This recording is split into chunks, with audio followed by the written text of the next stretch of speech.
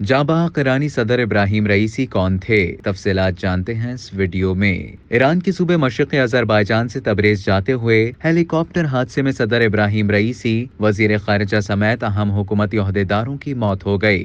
आइए जानते हैं कि ईरान के सदर 63 साला इब्राहिम रईसी कौन थे, जिन्हें मुल्क के रहबर आला आयतुल्लाह ख़ामनाई का जानशीन समझा जाता था। इब्राहिम रईसी 1960 में ईरान के दूसरे बड़े शहर मशहद में पैदा हुए।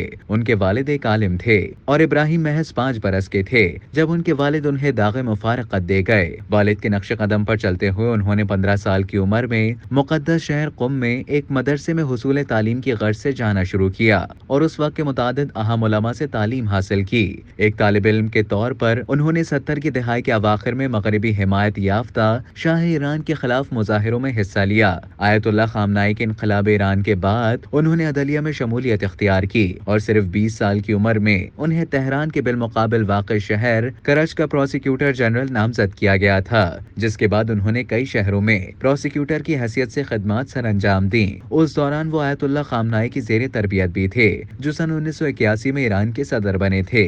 1983 में उन्होंने मशहद में नमाज जुम्मा के इमाम अहमद अलमल हुदा की बेटी जमीला अलमल हुदा से शादी की, जिनसे उनकी 2 बेटियां हैं। इब्राहिम रईसी जब तेहरान में डिप्टी प्रोसिक्यूटर बने, उस वक्त वो सिर्फ 25 साल के थे। 1988 में 5 माह के लिए वो सियासी कैदियों की फांसियों के सिलसिले की निगरानी करने वाली कमेटी का हिस्सा रहे। ये एक ऐसा माजी था जिसने उन्हें ईरानी अपोजिशन में गैर मकबूल बना दिया और अमेरिका ने उन पर पाबंदियां आयद कर दी। 1989 में ईरान के पहले supreme leader Ayatollah Ruhollah Khomeini की वफात के बाद उन्हें तेहरान का प्रोसिक्यूटर मुकर्रर किया गया। 7 मार्च 2016 को मशहद के सबसे बड़े मजहबी इदारे आस्तान कुद्स रज़वी के चेयरमैन बन गए, जिसने ईरान की एस्टेब्लिशमेंट में उनकी हैसियत को मजीद मुस्तहकम किया। उन्होंने 1989 से 1994 तक तेहरान के प्रोसिक्यूटर जनरल की खिदमत अंजाम दी, जिसके बाद 2004 से 2014 तक अदालती अथॉरिटी के डिप्टी चीफ और फिर 2014 में नेशनल प्रोसिक्यूटर जनरल रहे। इब्राहिम रईसी ने पहली बार 2017 में सदर के ओहदे के लिए हसन रूहानी के खिलाफ इंतखाब लड़ा।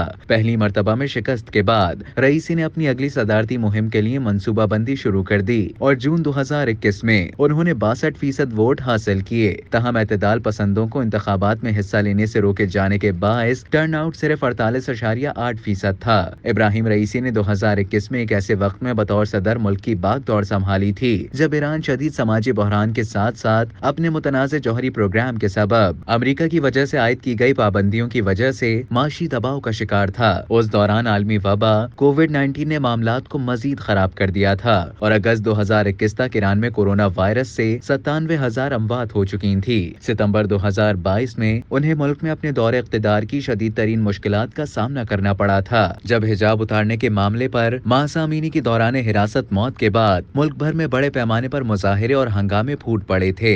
गैर मुल्की इंसानी हुकूक की तंजीमों के मुताबिक ये रैलियां 2023 के वस्त में उस वक्त खत्म हुई जब तकरीबन 500 अफराद हलाक हो गए और सिक्योरिटी फोर्सेस एहतजाज को रोकने के लिए हरकत में आई, जबकि बदअमनी में हिस्सा लेने पर 7 अफराद को फांसी भी हुई। सख्त गिर मौक़िफ़ के हामिल इब्राहिम रईसी बैनुल अक़वामी सतह पर भी महाजराई से बाज नहीं रहे। तहम मार्च 2023 में इलाकाई हरीफ तस्वर किए जाने वाले ईरान और सऊदी अरब ने हैरान कुन तौर पर एक मुआहदे पर दस्तखत किए थे, जिसके बाद दोनों मुल्कों के दरमियान सिफारती ताल्लुकात बहाल हो गए थे। गजा में 7 अक्टूबर को शुरू होने वाली जंग ने खित्ते में तनाव में एक मरतबा फिर इजाफा कर दिया था। बादज़ा दमिश्क में ईरानी कौंसल खाने पर इसराइल के हमले के बाद अप्रैल 2024 में ईरान ने इसराइल पर बराह रास्त सैकड़ों मिसाइल और रॉकेट फायर किए थे।